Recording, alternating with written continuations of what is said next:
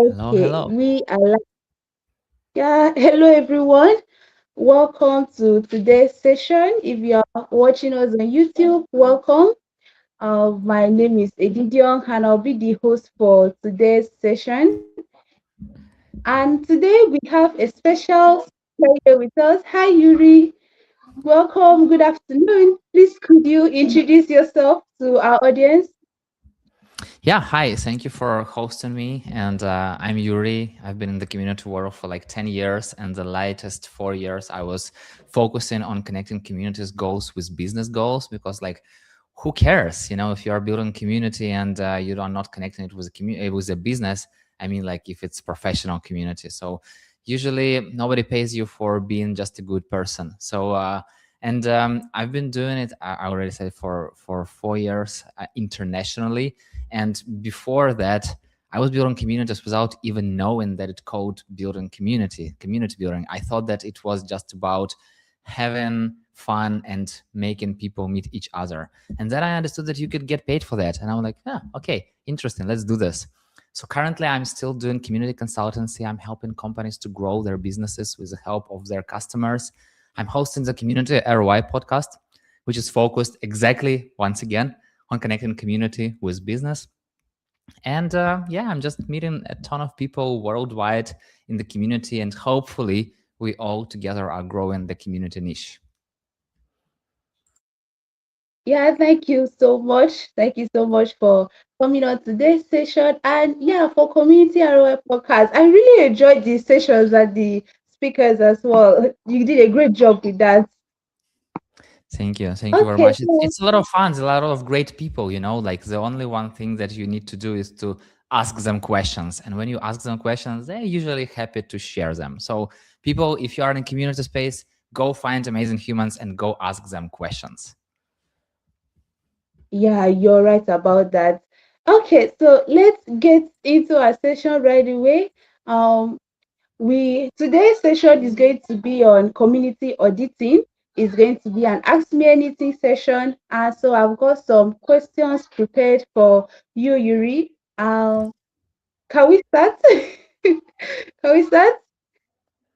Yeah, it's amazing. Okay, sure. So the first question is, what is community auditing, and why should community managers care about it? Hmm. It's an interesting question. I kind of started my international community journey by doing the community audit, and it was like a great opportunity because I was doing it for the CMX community, specifically for their Slack part. And I don't know if there is a definition on how to make this, but I have my own definition. So that's basically when you are going to into existing community, you are trying to understand how it works and how does it connect with business goals. Because if you are building a community for a company or for a product or for a startup, whatever, you always need to start with business goals, understand where all the company is going, and then try to go back and see how community, how people, how your customers, how your community members can help you to reach those goals. But not in a way that you are using people, but in a way that you are doing it together, co-creating. So like TLDR, very short form, community audit is when you are trying to understand where you are right now. You're appraising what is the current state of a community, and you are then thinking about what to do next. You're right. You're right. Thank you so much. And when we look at community auditing, when should community managers put that into consideration? At what stage of their community should community managers decide to audit their community?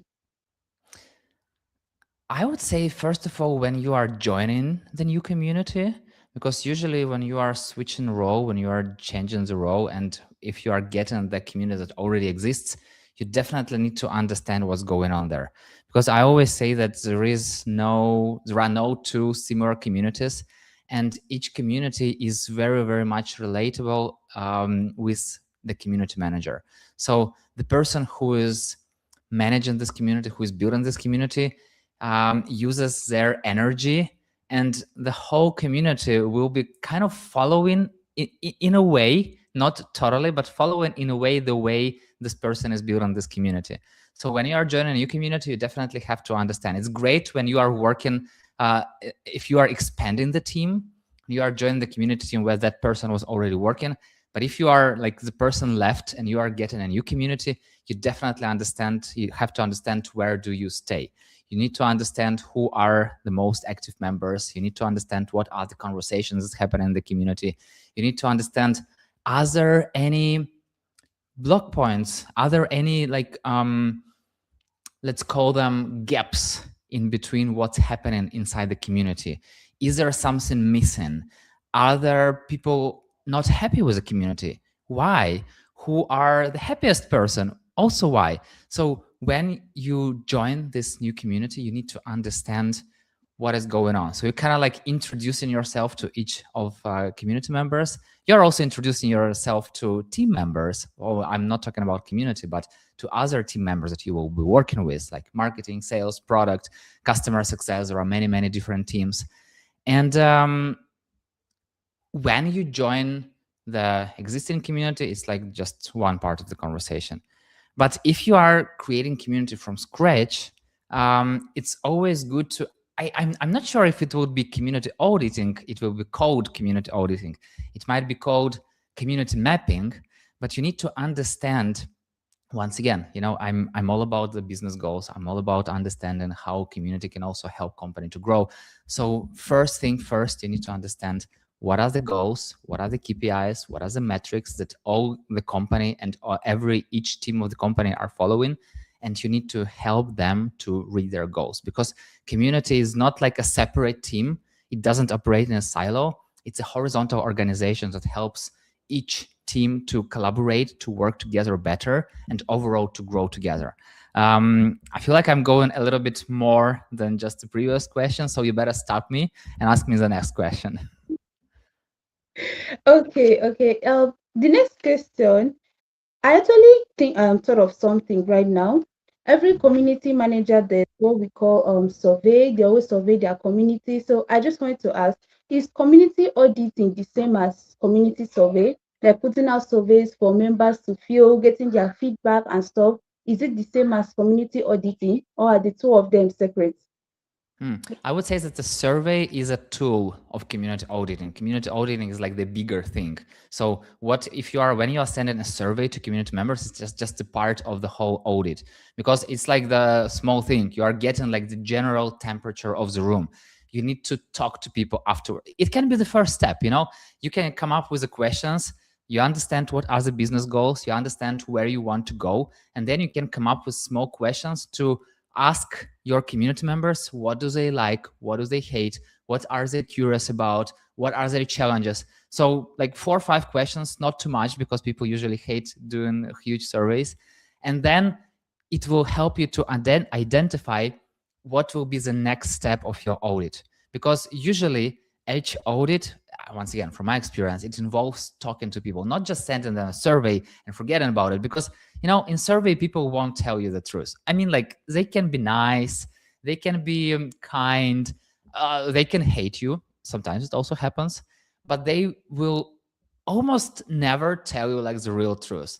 And to get the information from them, like what things are really in the community, you have to get this survey, identify whom you should to talk, and then have like schedule 5-10 coffee chats with the most interesting people. And I don't mean that you have to talk to just ambassadors, just the most active community members, because they are the loudest voices in the room. Sometimes you need to also talk to detractors, those who are saying that they are not enjoying.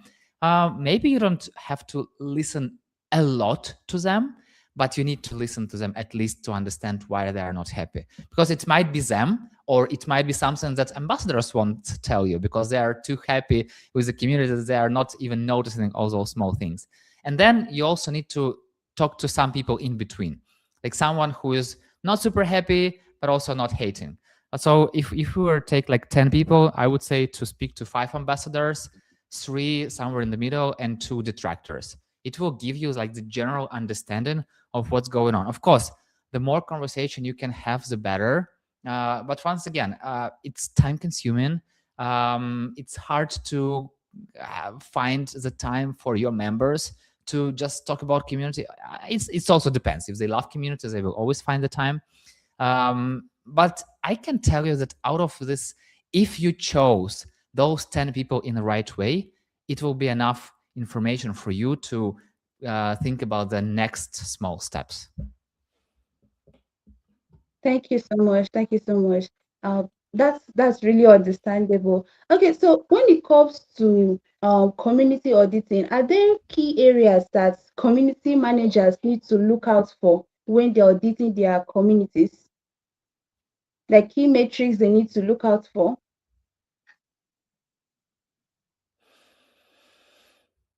If we are, you know, when I've done an audit, every time that I'm doing an audit, like the key metrics are the number of answers to the survey, the number of scheduled coffee chats, the number of coffee chat that went good. I mean, like when people came, because I had this experience when I agreed with someone to have a coffee chat and they didn't show up and then they didn't answer to me. So it's like, also, you have time, you prepare and you spend your time on this, and then someone is not showing up, but it's okay, sometimes it happens. And of course it would be, I would say, the number of repetitive issues, because if you speak to 10 people and each person tells you something unique, it rarely happens. It's never happened to me, and I believe it won't happen. But let's imagine like this unreal situation. You have 10 people and everyone tell you different stories. It's not right, because usually you will have 80% of similar things, and then there will be like 20% of something new. So if you keep on hearing the different stories, it means that something is wrong. So I definitely check. Also, like my personal metric, I would say, is the number of repetitive issues. So once again, number of conversation, number of survey answers, it will show you overall how many active members, or at least how many people care about like your messaging, like your newsletter where you send this survey, or if you say send it via Slack, how many people are active in your space, or if you do a personal outreach, it will say like show you the general number of active people. Then the second thing is number of coffee chats, successful coffee chat, like how many coffee chats you've had. And then this number of repetitive issues, because when you hear that something is happening, like 2 or 3 or 5 or 10 people are talking about the same thing, most likely it's true. If it's one person saying, it's their own opinion. 2 people, you have to consider about it. 3 and more, it's something that you can work on. Yeah, yeah. Thank you so much. That's a really important metric. And for community auditing, are there some tools or some platforms that community managers can use? There are some. It depends. First of all, it depends on where your community lives. Because if you use, for example, Slack, there are tools like Tightknit, if I'm pronouncing it correctly. There are tools like Waves. There are tools like Common Room. They can help you to get this information from Slack, or not just from Slack, or from some other platforms. But when I was doing my auditing, and I usually prefer to use just simple Google Sheets, you create a structure and then I just put numbers inside. So you don't really need any sophisticated tools. All you need is a place to track what you are doing, because you can build like your Notion database wherever. It is like, what is your tool of choice? Go there. The one thing that you need, of course, you need some analytics. If you are hosting your community on some community platforms, most likely they have their built-in analytics. You have to get this information from there. And every tool, I don't have a whole list of tools, but every tool that can give you a data, please use it. The more you can use, the better. But specifically for the audit itself, Google Sheets works pretty well. You're right, you're right. Thank you. So that means that community managers need to work with numbers for them to successfully have the data that they need when they're auditing their community. Yeah. So, please, could you walk us through a typical community auditing processes, especially for our beginners, our community managers who are beginners that may not fully grasp like the processes? Could you just walk us through a typical process of community auditing? Do you mean the questions that you have to answer to ask your community members, or what questions do you mean? Like the process that a Ah, typical process for auditing is a community. okay. So where do we start? So when you are, let's imagine, let's describe this picture. So you are a new hire in a company that has a community. Community is not very active. The last community manager was there like 2 years ago. Then community managers were changing here and there, and you are joining this community, and you need to revive it, and you need to understand how to move forward. So if there was no one community manager before that, it means that different people brought different perspectives in the community.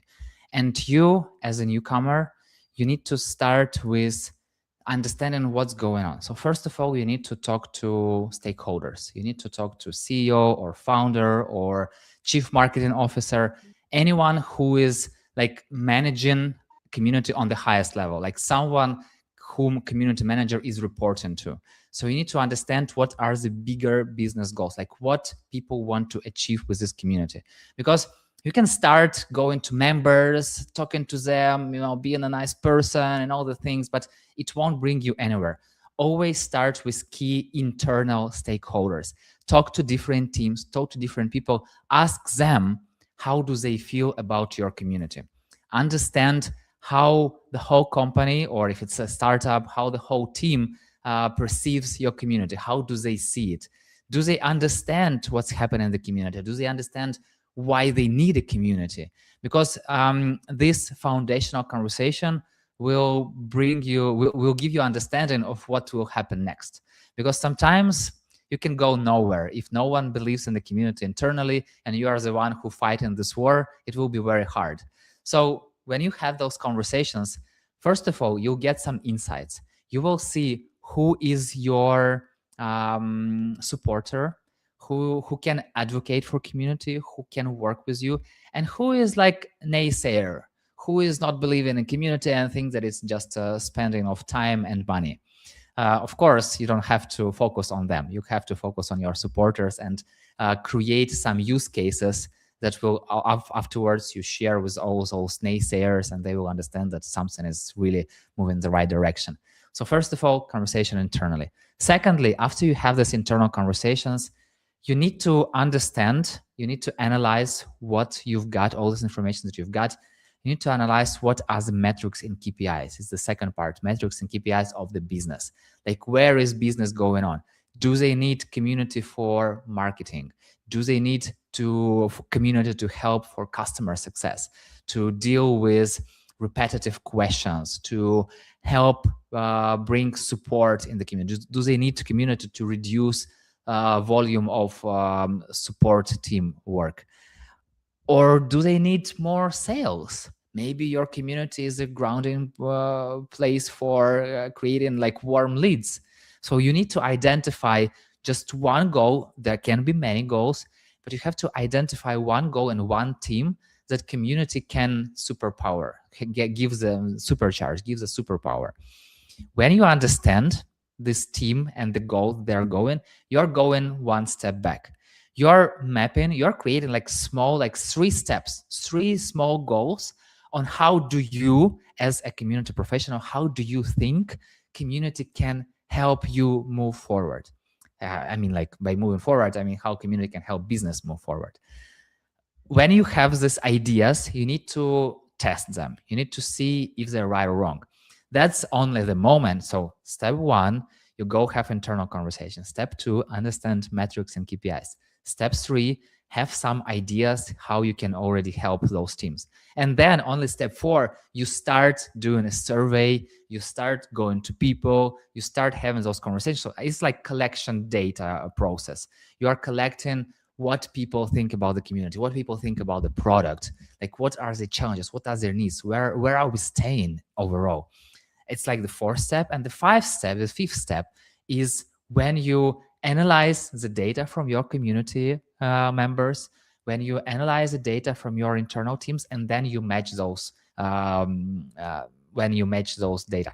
I would say at this point we can stop the audit itself, because you will start with having internal, then you go externally, have those conversations, you kind of connect those two worlds, and then you come up with first ideas to try, something to do that can help both sides. Because community is not about like using your clients or your members for growing a business, but it's like a two-way street.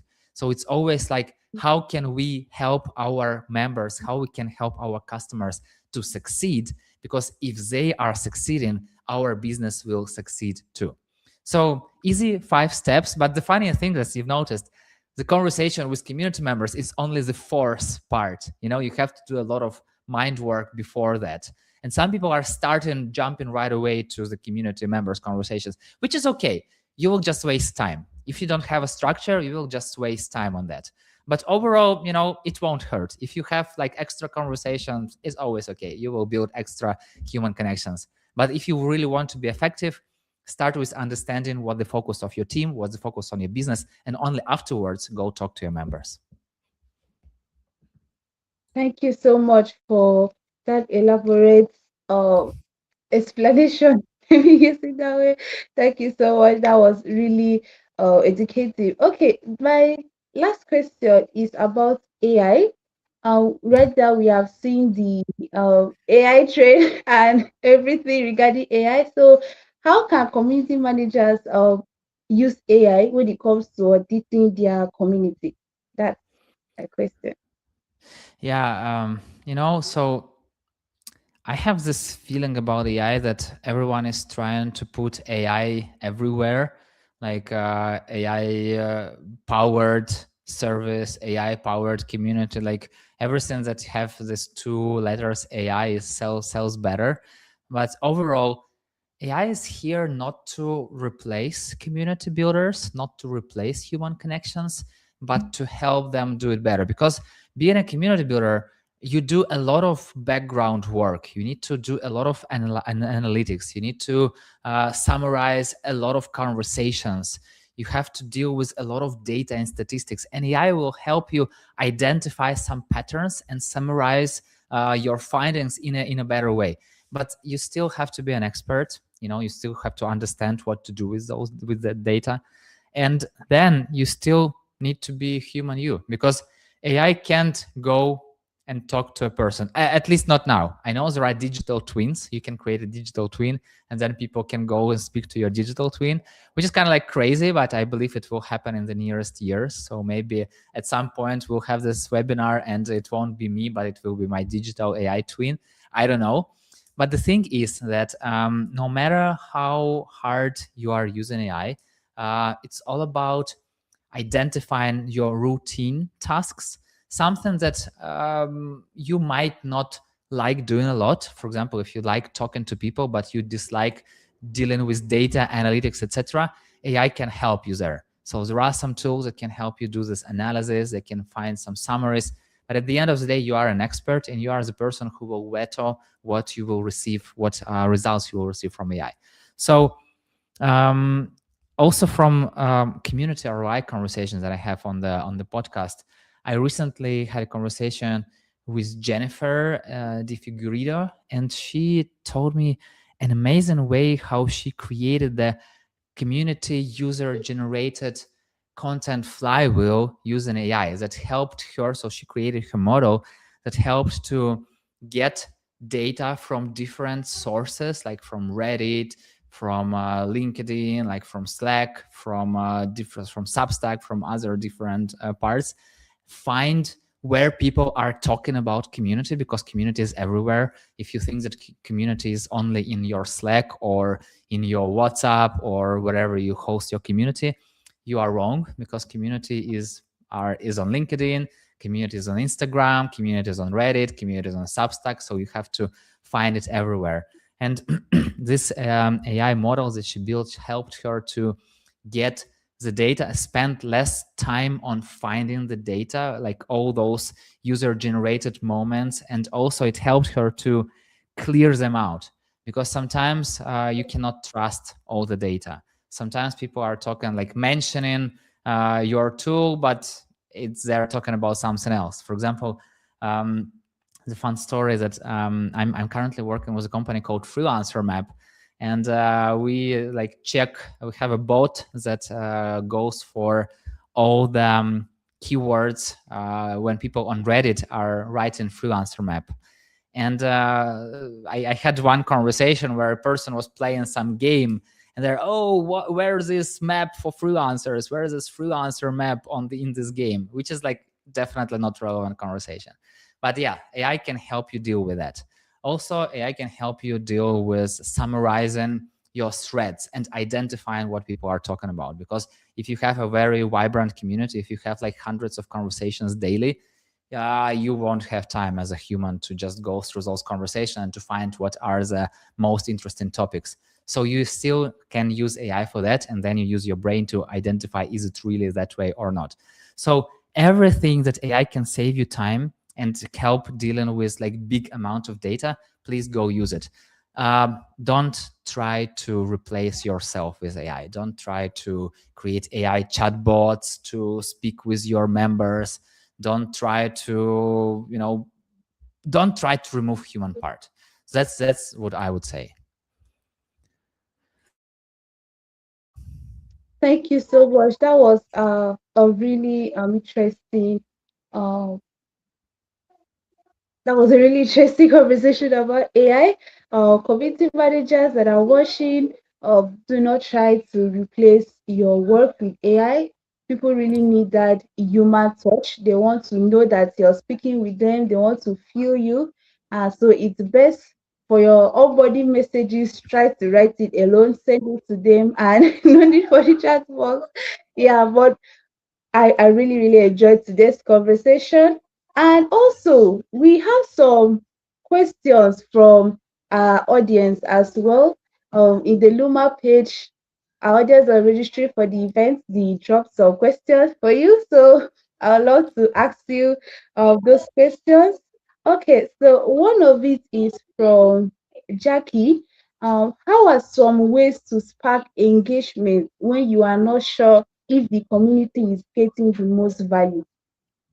That's our question. I think it's a yeah. Hmm. Is it how to spark engagement? Yeah. Yes, yes. When you are not sure if the community is getting the most value. You cannot think for other people, and you cannot. If you think that community is not getting value, it's your thoughts.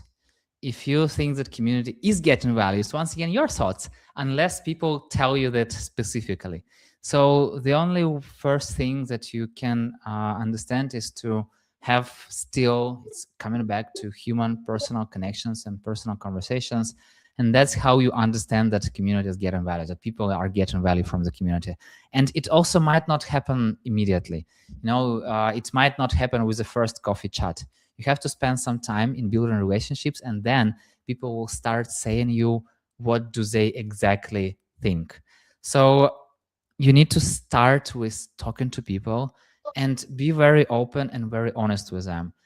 You can share with them what are your inner drivers, like what are you trying to create, like try to share your passion with them. If you are genuinely trying to help them, like make them feel that you are genuinely trying to help them.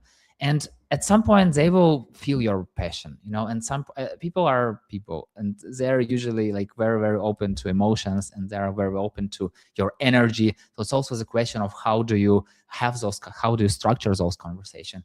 If you structure them as an interview for a newspaper and just asking them one by one and don't care about the answers, they won't tell you the truth, because they won't feel that you are really interested in them.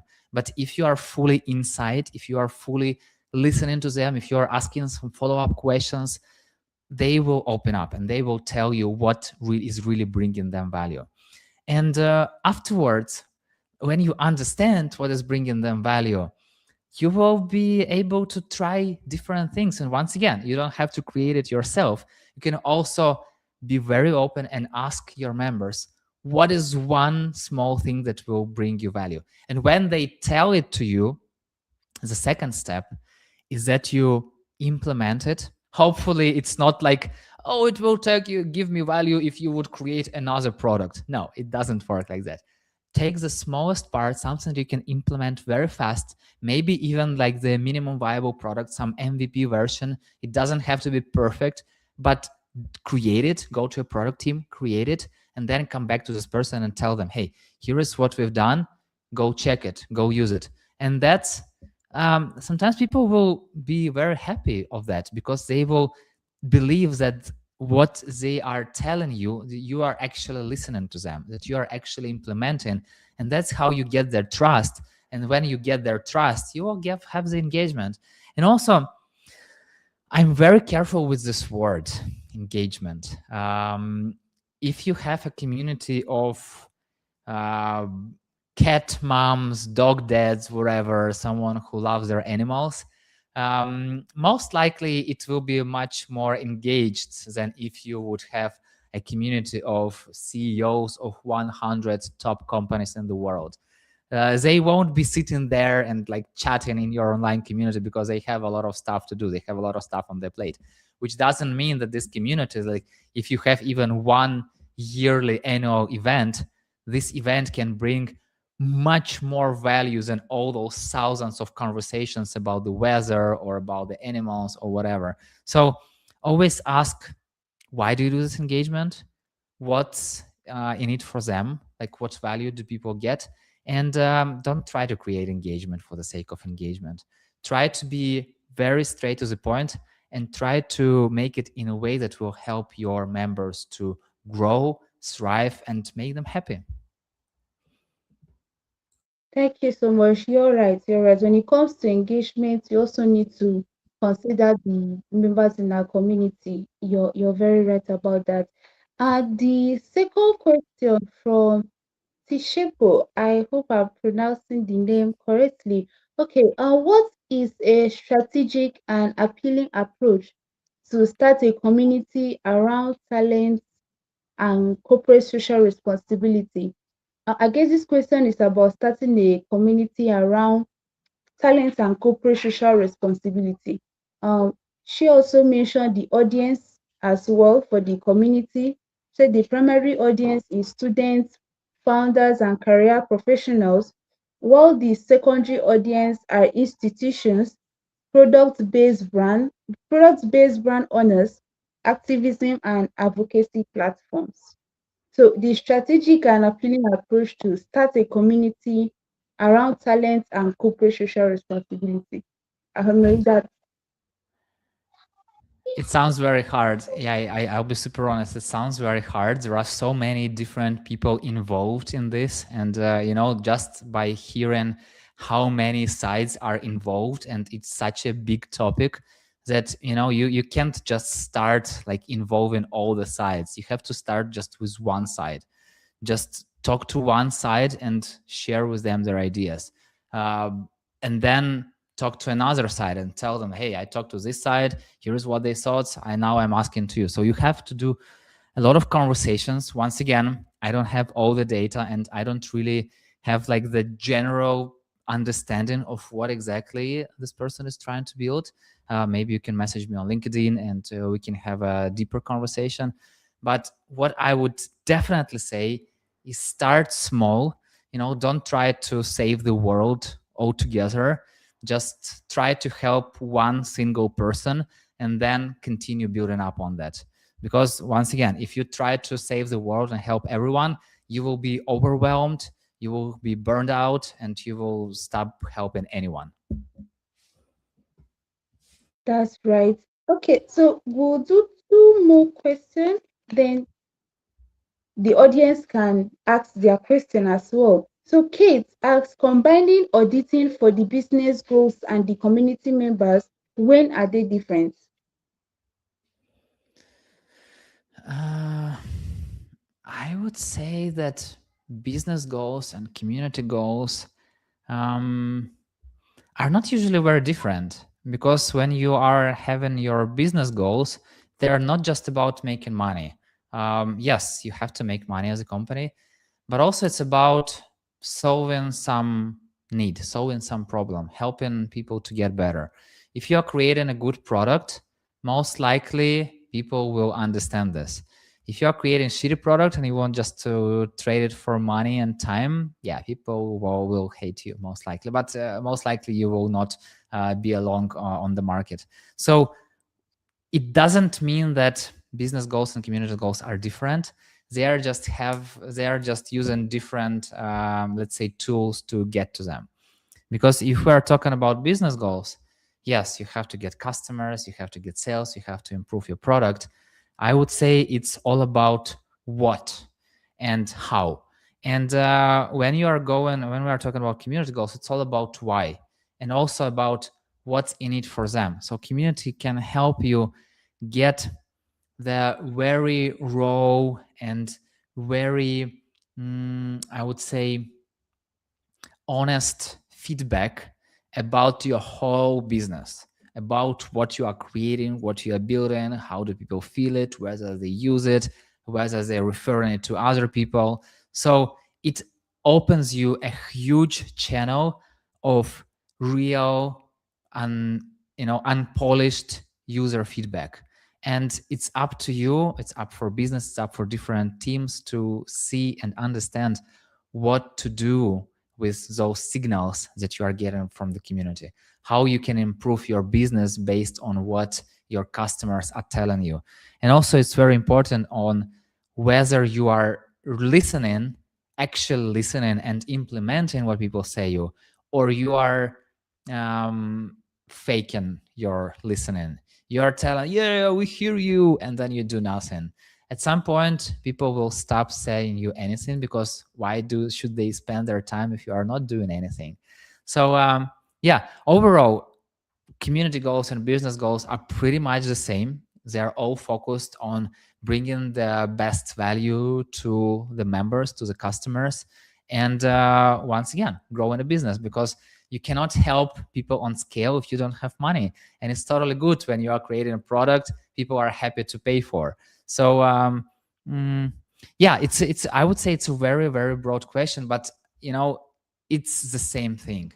So community goals and business goals are overall having the same basics, and then you are building up, like you are just choosing what to do in different setting. Okay, thank you so much. The last question is, what do you do if you're doing your best and people keep leaving the community? That's from Sharon. Look, it's okay. If people are living in community, it's okay. It tells that it's not for them, and it's good. Maybe you initially promised not the right. You had not the right promise to them. They were interested. They somehow join your community, and then they don't see any value, or they are overwhelmed. Sometimes people have too much value, and they're so overwhelmed that they cannot cope with all the value in the community, and they decide to leave it. And it's okay. Everyone is talking about onboarding, but you also have to be able to offboard people. If they overgrow the community, or they found something better, it's totally good. Just let them go. Do not fight for them, unless if they are going because they're unhappy. If they are telling you what bothers them and your company does nothing and they're leaving, yeah, sorry, but they told you. So it's not them, it's you. But if they are just leaving, no matter what you do, no matter of all the conversations that you are having, maybe it's not the right place for them. It's okay, let them go. So when I hear you tried everything, you definitely didn't try everything. Trust me, you don't know what everything means. Because if you really believe in the community that you are creating, and you have a connection with leadership, if your company's leadership also believes in the community, because I hear a lot when community builders have to prove the value for management, etc. It's you're fighting in two sides, which is very, very hard. So get internal support. If you have internal support, you can go and talk to people. You can go and create their external support. But it's always something to try. And once again, do not try to keep everyone in the community. It's all about having just a few right people. I remember it was a movie called The Greatest Showman, and there was a main character who tried to win the world, so everyone applauded to him, etc. And his wife told him, "You don't have to be liked by everyone, but just a few good people." And that's exactly the story about the community. You don't need thousands of people inside a community if they are not really interested in that. Let them go.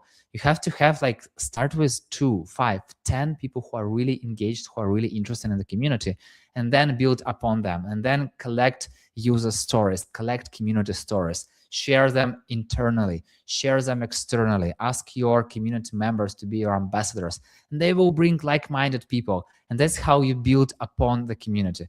Because, if you just somehow manage to get 10,000 people in your community, but those are totally random people, it's totally normal that they will leave, because at some point they will not receive what they're expected and they will go. It's okay. Don't take them. And once again, keep on trying, keep on trying, and keep on having those conversations. Have community conversations, and eat just one frog at a time. Just do one step at a time.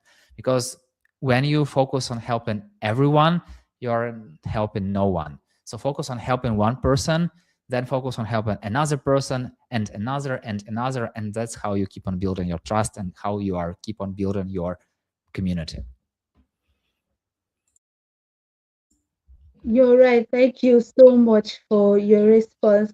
Okay, so that's all the question from the audience that registered all over. Yeah. Okay, so our audience that are watching on YouTube, please feel free to drop your questions on the chat. I'm actually watching the chat and would love to answer them. And also, you can drop your questions on LinkedIn. Like, go find me. You will not see other Yuris. I checked. There is just one Yurii Lazaruk on LinkedIn. So you can go find me, send a connection request. Please add the message that you've been on the stream, or just explain why are you connecting with me, what do you want to know, and let's keep on having this conversation. Sometimes it's very hard to come up with the questions on spot. Sometimes you have to deal with the information that you've got and then ask the questions. And also, if you have any questions around connecting community with business and how to make it work in the right way, I have over 50 episodes already of the Community ROI podcast.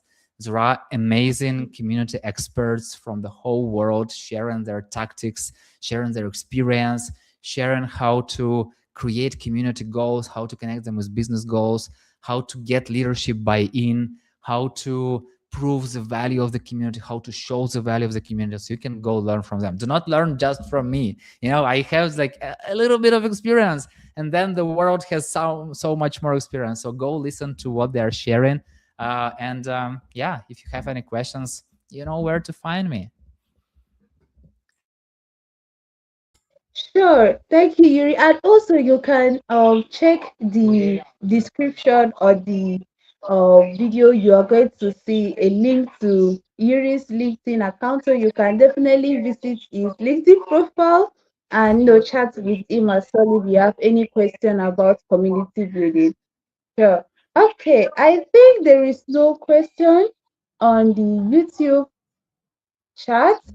Okay, that's great. So thank you so much, Yuri, for coming on board. I really appreciate. Thank you so much.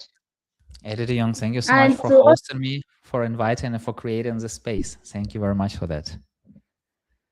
sure, and to all our listeners, thank you so much for tuning in. And please don't mind the dark background. I was using the sunlight in the house and against the clouds, and the weather decided not to be my favor today. But You know I what, hope Eddie Young, my I have one thing to share with you. I hosted Community Live podcast some time ago. I started like 4 years ago, and I stopped doing that. And if you can go and find my first conversations, you will see me fading into the black, because I usually record it with the folks from the US. So they have their mornings, I have my evenings. So I start with a sunny room, and then at the end, they were able to just see my teeth. So it's totally good. No worries about that. Hey, you reminded me of that experience, so it's totally okay. Yeah, thank you so much. Okay, so we have come to the end of today's session, and we'll see you everyone in the next episode. Goodbye. See you. See you in the community world. Bye. Sure. Bye.